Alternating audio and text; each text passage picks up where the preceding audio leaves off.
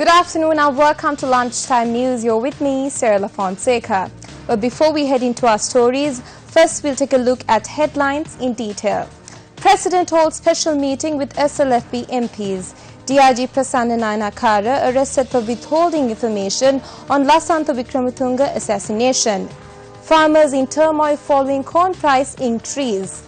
Indian arrest for the possession of sea leeches. The first cabinet meeting following the local government election is currently underway at the Presidential Secretariat. The cabinet meeting is taking place under the auspices of President Maithripala Sirisena. Steps that will be taken by the government of good governance in its future endeavours are to be discussed at this cabinet meeting. The Criminal Investigation Department arrested retired Deputy Inspector General of Police Prasanna Nayanakara over the murder of journalist Lasantha Wickrematunge. The Police Media Division said that he was taken into custody last night on the charges of concealing evidence in the case. Prasanna Nayanakara, who was the DIG of Mount Lavinia at that time, is to be produced before courts today.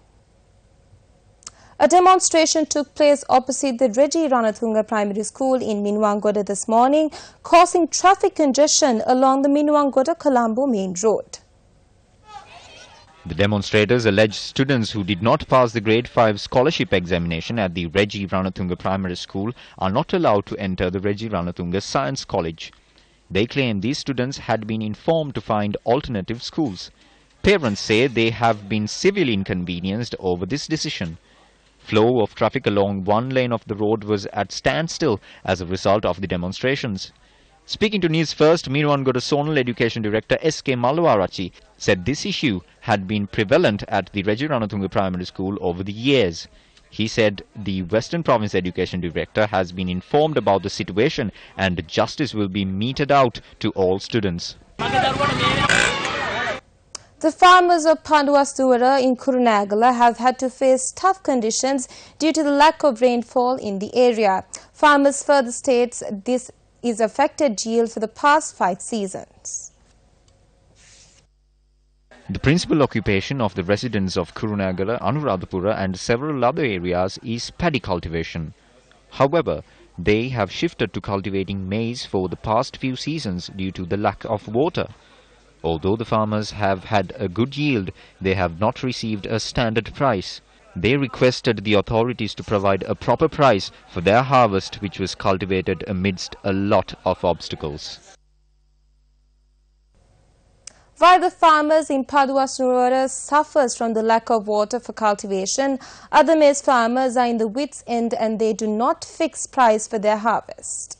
The protest was held to show displeasure over a situation involving a woman who was attacked. The incident had occurred during an event held at the Akmimana Janabala village, when the MP had tried to forcefully stop the broadcast of Pirit on radio played at the woman's house. The woman has been admitted to the Karapiti hospital in Galle. Last week we put Pirit on radio. Mr. Vijayapala had a meeting further down.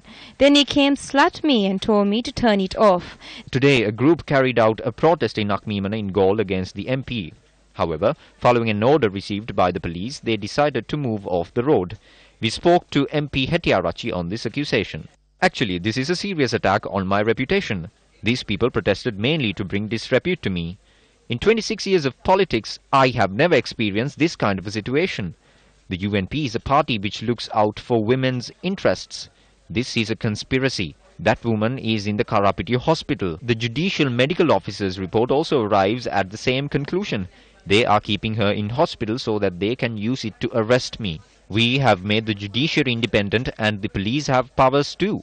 I am brave and so I can firmly say that nothing of this sort has ever happened and will never happen. 2 Indian nationals were arrested with stock of shark fins and sea leeches in their possession in Lagoon Norochole. The police stated that the stock had been stored at an abandoned house in the area.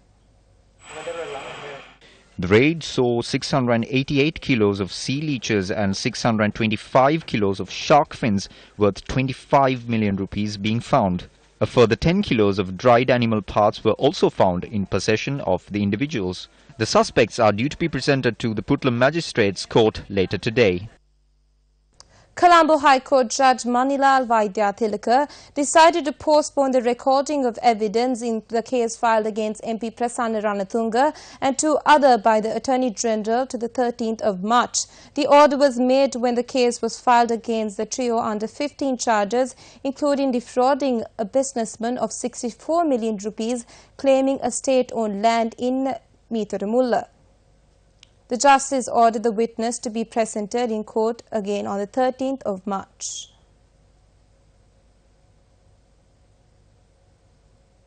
Colombo High Court Judge Sampath Videratna ordered to commence the recording of evidence in the case filed against former Minister and MP Rohita Abegunawardena on the 15th of March. The MP is charged with possession 41.2 million rupees in money and property and cannot be earned from his salary as an MP in 2 years and 3 months and others means of incomes.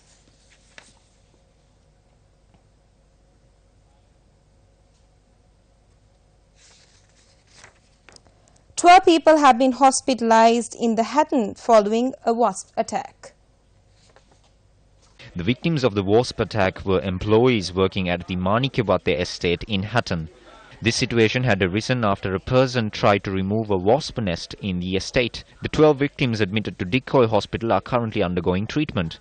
According to our correspondent, their condition is not serious. The Islamic Republic of Iran celebrated the 39th anniversary of the Islamic Revolution on the 11th of February. The celebrations in Sri Lanka were hosted by the Embassy of the Islamic Republic of Iran last night. The event was attended by a gathering which included Speaker Karujaya Surya, members of the government, heads of security forces and diplomats. Since the launching of Islamic Revolution by the late Imam Khomeini, which gave the people of Iran a new sense of freedom, a new sense of identity and self-confidence, the Islamic Republic of Iran, which is steeped in a rich heritage of history, culture and civilization, has emerged today a much stronger and more cohesive country, enriching its cultural, political, economic and social foundations. Today, the bilateral relations between Sri Lanka and Iran have become diversified, and we are working closely together to explore new opportunities. Relations between Sri Lanka and Iran date back to many a century, perhaps a millennia. As we complete more than half a century of formal diplomatic relations, it's very imperative that we promote people-to-people contacts between the two countries as well. I see the Sri Lanka and Iran Parliamentary Friendship Association, which was established in 2016 as a very useful platform that could facilitate cooperation between parliamentarians Iran and Sri Lanka. Our vision is to make Sri Lanka a prosperous nation by 2025. We will invite Iran to be a strong partner in our quest. Wildlife officers have located an elephant with gunshot injuries in Gomarang-Kadavala area in Trincomalee.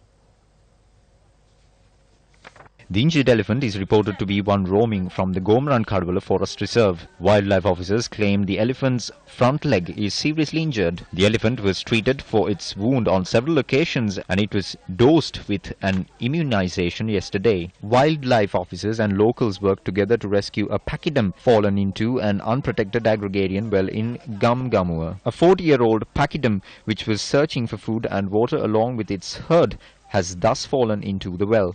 Following the rescue, the wild elephant was released to the Rasvehera Forest Reserve.